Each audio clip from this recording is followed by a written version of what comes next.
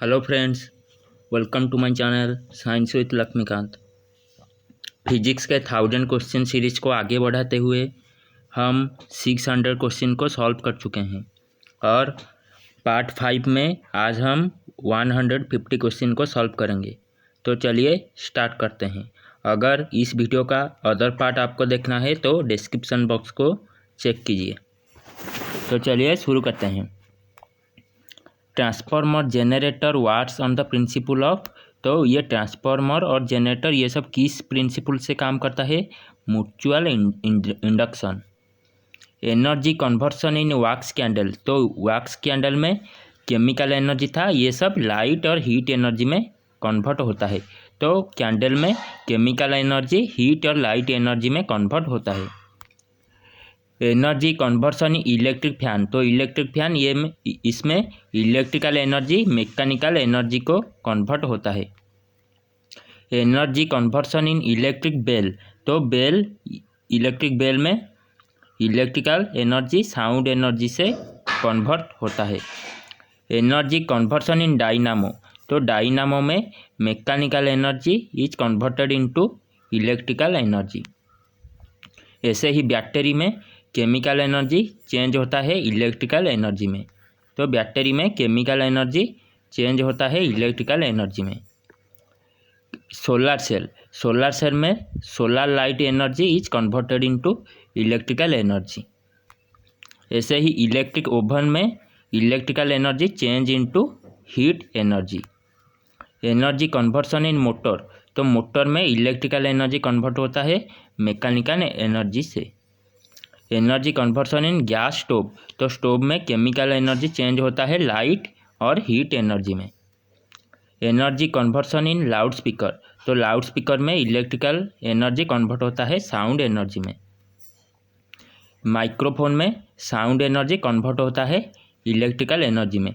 आप ये सब याद रखिए, क्वेश्चन में पूछा जाएगा कि माइक्रोफोन में कौन सी एनर्जी कन्वर्सन होता है, तो साउंड एनर्जी कन्वर्ट होता है इलेक्ट्रिकल एनर्जी को। स्ट्रॉन्गेस्ट फोर्स ऑफ नेचर, तो न्यूक्लियर फोर्स सबसे स्ट्रॉन्गेस्ट होता है और ग्रेविटेशनल फोर्स सबसे वीक होता है। तो nuclear force acts between the nucleus. The process of changing nucleus of one element into other by the spontaneous emission of radiation is called radioactivity. तो radioactivity का SI unit क्या होता है? Becquerel. Radioactivity का SI unit होता है becquerel. Another unit of radioactivity, तो curie होता है another unit. Becquerel and curie ये सब रेडियो एक्टिविटी का यूनिट होता है। Radio activity substance emit 3 type of radiation called alpha radiation, beta radiation and gamma radiation. ये सब रेडियो एक्टिव सब्सटेंस एमिट करता है। The device use for detecting and measuring radiation, तो कौन सा डिवाइस यूज होता है? George counter. ये सब रेडियो एक्टिविटी को डिटेक्ट और मेजर करने के लिए यूज होता है, George counter. Product of natural radio activity, तो लेड एक नेचुरल रेडियो एक्टिविटी होता है। Particle with highest ionisation energy, alpha particle का आयोनाइजेशन एनर्जी हाईएस्ट होता है। आयोनाइजेशन एनर्जी मतलब amount of energy required to lose 1 electron from the last nucleus. तो last nucleus से जो सेल होता है लास्ट सेल में, इससे एक इलेक्ट्रॉन को बाहर निकालने के लिए जितना एनर्जी खर्चा होता है इसे हम आयोनाइजेशन एनर्जी कहते हैं। Particle with least ionisation energy is gamma particle, तो अल्फा का सबसे आयोनाइजेशन ज़्यादा होता है, इसके बाद बीटा और सबसे लास्ट में gamma particle. Particle with highest penetrating power, gamma particle का पेनिट्रेटिंग पावर सबसे ज़्यादा होता है। ऐसे ही उल्टा आयोनाइजेशन एनर्जी इससे डिक्रीज करता है, लेकिन पेनिट्रेटिंग पावर इसका उल्टा होता है। जैसे कि गामा पार्टिकल का पेनिट्रेटिंग पावर हाईएस्ट होता है, लेकिन आयोनाइजेशन एनर्जी कम होता है। Particle with least penetrating power, तो alpha particle. Particle with highest velocity, तो गामा पार्टिकल का वेलोसिटी सबसे ज़्यादा होता है। ऐसे ही अल्फा पार्टिकल का वेलोसिटी सबसे कम होता है। तो आप ये याद रखिए कि आयोनाइजेशन एनर्जी सबसे ज़्यादा होता है अल्फा का और सबसे लीस्ट होता है गामा का, और पेनिट्रेटिंग पावर सबसे ज़्यादा होता है गामा का और सबसे लीस्ट होता है अल्फा का। ऐसे ही वेलोसिटी सबसे ज़्यादा होता है गामा रेज का और इसके बाद सबसे कम होता है अल्फा रेज का। Radioactivity element use as medicine, तो फॉस्फोरस 32, आयोडीन 131, ऑक्सीजन 15, ये सब रेडियो एक्टिव एलिमेंट मेडिसिन की तरह यूज होता है। तो हेवी वाटर का फॉर्मूला क्या होता है? हेवी वाटर का फॉर्मूला होता है ड्यूटेरियम ऑक्साइड D2O। ये सब न्यूक्लियर पावर फ्यूल के जैसा यूज होता है। Deuterium is known as heavy hydrogen, तो हाइड्रोजन का H12 ये आइसोटोप को हेवी हाइड्रोजन कहलाता है और इससे हम ड्यूटेरियम ऑक्साइड जिसे कि हेवी वाटर बोलते हैं। The radioactive isotope use for treatment of cancer, तो कैंसर के लिए cobalt 60 radioactive isotope use होता है। The process of combining of two lighter nuclei to give heavier nuclei is called fusion, तो fusion क्या होता है? To lighter nuclei combine होकर एक हेवियर न्यूक्लियस फॉर्मेशन करता है, इसे हम फ्यूजन कहते हैं। लेकिन फिजियन क्या होता है? फिजियन में एक बड़ा न्यूक्लियस टूट जाता है छोटा छोटा न्यूक्लियस में। Nuclear fusion is called thermonuclear reaction. Hydrogen bomb is based on the principle of, तो हाइड्रोजन बॉम्ब में न्यूक्लियर फ्यूजन होता है। Nuclear fusion was discovered bye Hans Beth. Isotope of hydrogen used in nuclear fusion is tritium, तो tritium का formula होता है H13। Hydrogen का 3 isotope होता है, प्रोटियम H11, ड्यूटेरियम H12 और tritium H13। The main source of solar energy is nuclear fusion, तो solar energy में क्या होता है? न्यूक्लियर फ्यूजन होता है। The phenomenon of breaking a heavy nucleus into two light nuclei of almost equal masses along with release of huge amount of energy is called nuclear fission। तो nuclear fission में क्या होता है? एक बड़ा nucleus टूट जाता है छोटा छोटा न्यूक्लियस में और एनर्जी भी ऑब्टेन होता है, इसे हम न्यूक्लियर फिशन बोलते हैं। लेकिन फ्यूजन में छोटा छोटा न्यूक्लिय मिलकर एक बड़ा न्यूक्लिय फॉर्मेशन करते हैं। Uncontrolled chain reaction is working principle of atomic bomb, तो एटॉमिक बॉम्ब में अनकंट्रोल्ड चेन रिएक्शन होता है। Nuclear fission was discovered by Otto Hahn and Fritz Strassmann, ये सब न्यूक्लियर फिशन को डिस्कवर कर चुके हैं। Time interval taken by radioactive substance to disintegrate to half of its initial weight is called half life. तो half life क्या होता है? एक रेडियो एक्टिविटी जो डिसइंटीग्रेट होता है, हाफ डिसइंटीग्रेट होने को कितना टाइम लेता है, ये इसको हम हाफ लाइफ पीरियड कहते हैं। रेडियो कार्बन 14 आज है half life of 5760 years. The average lifetime of atom in a radioactive substance is called mean life. Uranium 235 is known as enriched uranium. The technique used to determine the age of fossil of animal and plant is called carbon dating। तो carbon dating में carbon का कौन सा isotope use होता है? Carbon 14 isotope. The technique used to estimate the age of rocks from the moon is uranium dating। The technique used for finding the age of rock rubidium strontium dating। तो इससे सबसे ज़्यादा use जो होता है carbon dating, जो कि हर exam में पूछा जाता है कि कार्बन का कौन सा आइसोटोप यूज होता है, तो कार्बन का 14 आइसोटोप यूज होता है। The technique use for calculating the age of cave and sea animal is uranium and thorium dating. Dating method use for determining the age of archaeological materials is thermoluminescence.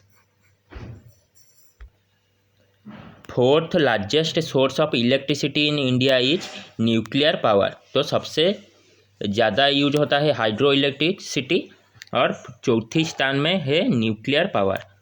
Fast atomic reactor in India, तो India का पहला atomic reactor है अप्सरा और ये कहाँ पर है? ये ट्रॉम्बे महाराष्ट्र में है। जहाँ पर एटॉमिक एनर्जी का हेडक्वार्टर है।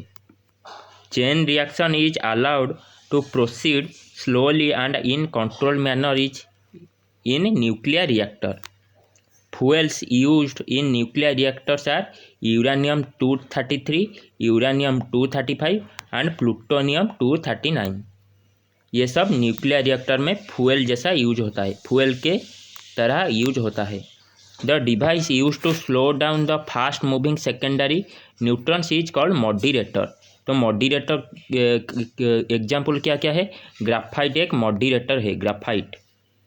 Commonly used moderators are heavy water, graphite, rods of boron, cadmium and beryllium oxide. ये सब मॉड्यूरेटर की तरह यूज होता है। और मॉड्यूरेटर का काम क्या होता है? ये न्यूक्लियर रिएक्टर में जो सेकेंडरी न्यूट्रॉन्स होता है इसको स्लो डाउन कर देते हैं। The substance use to remove the heat produce from the nuclear reactors is called coolant. तो कूलेंट एक ऐसा सब्सटेंस होता है जो कि हीट प्रोड्यूस होता है जो न्यूक्लियर रिएक्टर में, इससे कूल करते हैं। Coolant used in high temperature breeder reactor is liquid sodium. तो लिक्विड सोडियम में क्या है? एक कूलेंट है, एक कूलेंट का एग्जाम्पल है liquid sodium. The fuel used in fast breeder reactor is plutonium uranium oxide power reactors convert nuclear fission energy into electrical power. Early reactor were known as atomic piles. तो हम अब जो reactors हैं इससे पहले क्या बोला जाता था? Atomic piles. Atomic clock caesium was discovered by Louis Essen ने डिस्कवर की थी atomic clock. The total normal force exerted by a fluid on a surface is called thrust. The total gravitational force act on a body is weight. तो weight का formula क्या होता है? mg, जिससे जहाँ पर m मास है और g होता है एक्सीलरेशन ड्यू टू ग्रेविटी, और इसका वैल्यू होता है g का 9.8 मीटर पर second. The weight of a body is minimum at. तो इक्वेटर में बॉडी का वेट सबसे कम होता है क्योंकि यहाँ पर ग्रेविटी कम होता है।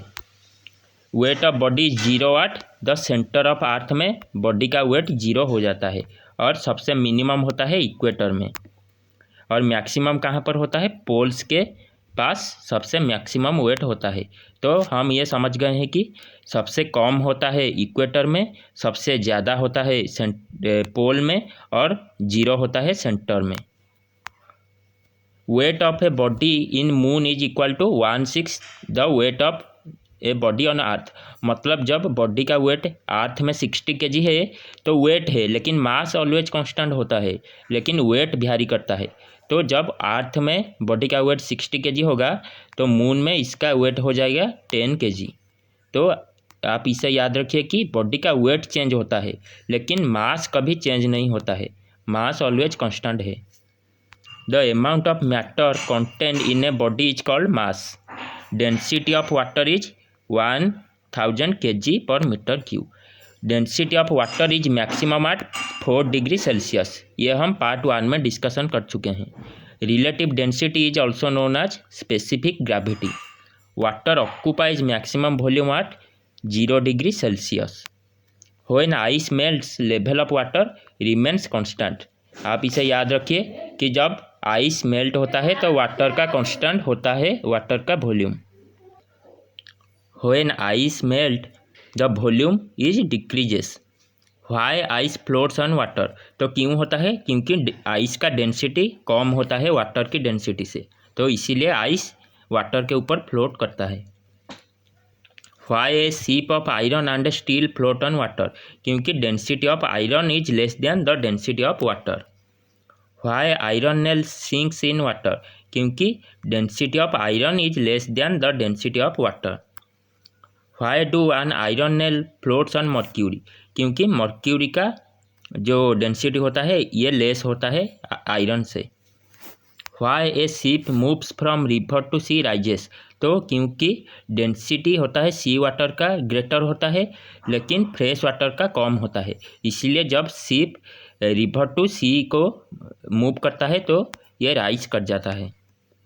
Why it is impossible to extinguish fire due to petrol with water? क्योंकि density of water is greater than the density of petrol, so petrol floats above the water and continue burning. तो इसीलिए जब petrol में आग लग जाता है तो वाटर का यूज नहीं होता है, ये कार्बन डाइऑक्साइड CO2 गैस का यूज होता है। Why do ice sinks in alcohol, ये सब डेंसिटी के कारण होता है। एक्सप्लेन पास्कल लॉ और also known as principle of transmission of fluid pressure, a force exerted on anywhere in a confined incompressible fluid is transmitted equally in all direction, ये होता है pascal law. Pascal law was discovered by pascal. The law that explain the working of hydraulic pressure, ये पूछा जाता है hydraulic press किस principal से काम करता है, तो ये पास्कल लॉ के कारण। The law explain the working of hydraulic jack, ये भी पास्कल लॉ। ऐसे ही हाइड्रोलिक लिफ्ट, ये भी पास्कल लॉ के ऊपर बेस्ड है। The law that explain the working of flask tank, ये भी पास्कल लॉ। तो ब्यूनंट फोर्स क्या होता है, जब हम पानी के अंदर एक बॉडी घुस जाता है तो पानी क्या करता है, इसे अपवर्ड डायरेक्शन में पुश करता है, तो इसे हम थ्रस्ट कहते हैं, ब्यूनंट फोर्स कहते हैं। स्टेट आर्किमेडिक्स प्रिंसिपल, तो आप इसे देख लीजिए। When a body is completely और partly immersed in a fluid, the body experience an upward thrust which is equal to the weight of fluid displaced by the body. तो ये कहता है कि जब एक बॉडी पानी में पानी के ऊपर जब जो इमर्स हो जाता है, मतलब घुस जाता है, तो ये बॉडी को लगता है कि कोई इसे अपवर्ड डायरेक्शन में पुश करता है। तो ये जितना ज़्यादा पानी वॉल्यूम होता है फ्लूइड, इसका ऐसे ही इतना ही अपवर्ड फोर्स ये पैदा करता है।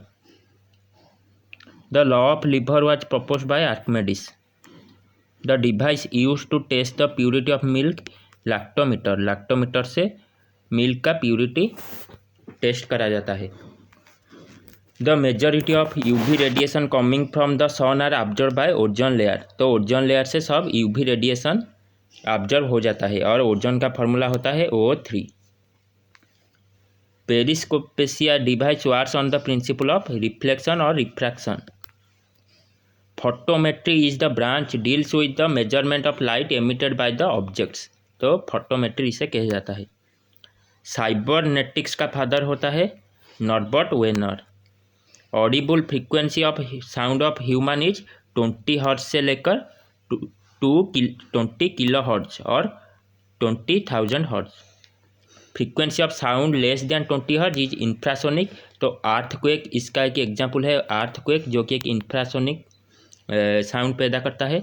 लेकिन ग्रेटर देन जो होता है 20,000 से ज़्यादा, 20 हर्ट्ज से ज़्यादा, इसे हम अल्ट्रासोनिक कहते हैं।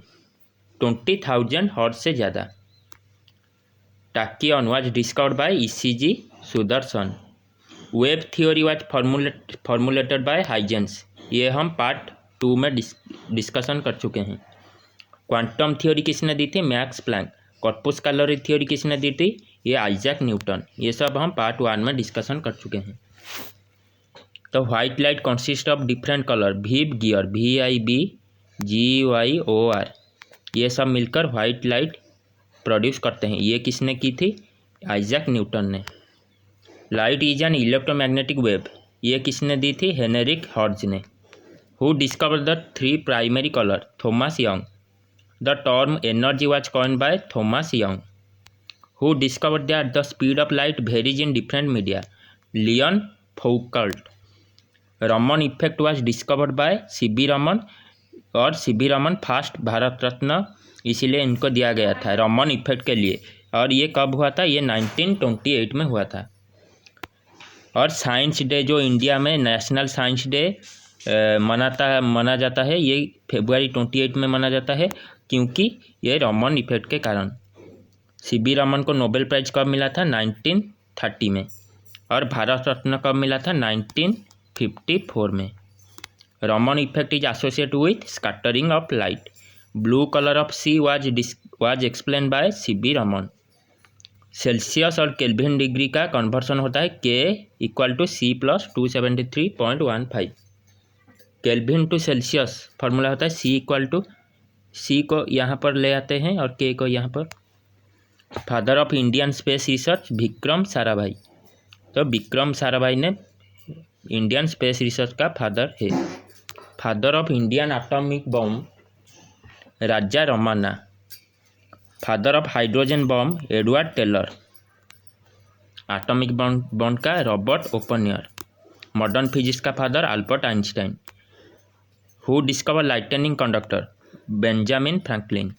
बायोफोकल lens Benjamin Franklin. Astronomical telescope Galileo. Who is known as father of electricity Michael Faraday. Law of electrolysis किसने दी थी? Michael Faraday. Concept of electric field was forward by Michael Faraday. Dynamo Michael Faraday. Electromagnetic induction भी Michael Faraday. ये सब याद रखिए। Odometer क्या होता है? इससे डिस्टेंस को मेजर करा जाता है जो कि व्हीकल में है। पेरिस्कोप से इससे क्या मेजर होता है? इसमें मेराइन सर्वे होता है, शिप्स और शिप सरफेस में जो सब होता है, submarine in under water. Dash is an instrument use for reproducing sound. तो phonograph. Dash is an apparatus use to compare the illuminating power of two source of light. Photometer. Glass tube use होता है जो कि volume को major करने के लिए। इसे क्या कहते हैं? पिपेट। ऐसे ही पोटेंशियल मीटर से EMF को मेजर करा जाता है। साइकोमीटर से ह्यूमिडिटी, जो एटमॉस्फेयर में ह्यूमिडिटी होता है, मेजर करा जाता है। पायरोमीटर में जो टेम्परेचर होता है साउंड का, ये सब मेजर करा जाता है। राडार में हम जानते हैं कि प्लेन और एरोप्लेन रेडियो वेव्स, ये सब राडार में यूज होता है। रेन गॉज क्या होता है? ये रेनफॉल को रिकॉर्ड करता है। रेडियोमीटर से क्या होता है? रेडिएंट एनर्जी का ये मेजर करा जाता है। रिफ्रैक्टोमीटर से रिफ्रैक्टिव इंडेक्स। सैकरीमीटर से शुगर का सॉल्यूशन कितना होता है, ये मेजर करा जाता है। सेस्मोमीटर से अर्थक्वेक को रिकॉर्ड करा जाता है। सेक्सटेंट किसे बोलते हैं? जो कि डिवाइस यूज होता है अल्टीट्यूड को मापने के लिए, सॉन और ऐसे ही, इसे हम सेक्सटेंट कहते हैं। स्पेक्ट्रोमीटर से क्या मेजर करा जाता है? स्पेक्ट्रोमीटर से रिफ्रैक्टिव इंडेक्स को मेजर करा जाता है। स्पीडोमीटर से स्पीड को मेजर होता है। स्पेरोमीटर से कर्वेचर ऑफ सरफेस को मेजर करा जाता है। स्पाइग्नोमैनोमीटर से ब्लड प्रेशर को मेजर करा जाता है। स्पाइग्मोफोन से पल्स का बीट मेजर करा जाता है। स्पाइग्मोस्कोप से an instrument by virtue of which arterial pulsation become visible. Stethoscope doctor use करते हैं हार्ट के जो वाइब्रेशन होता है, इसे मेजर करने के लिए, हार्ट और लंग्स की मूवमेंट को एनालिसिस करने के लिए। स्टॉप वॉच हम जानते हैं कि recording of small interval of time. और स्ट्रोबोकेस एक इंस्ट्रूमेंट होता है जिससे कि object moving rapidly with a periodic motion and to see them as if they are rest.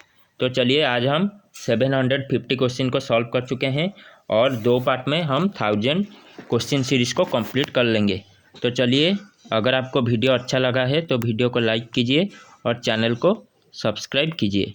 आज के लिए इतना ही। जय हिंद, जय भारत।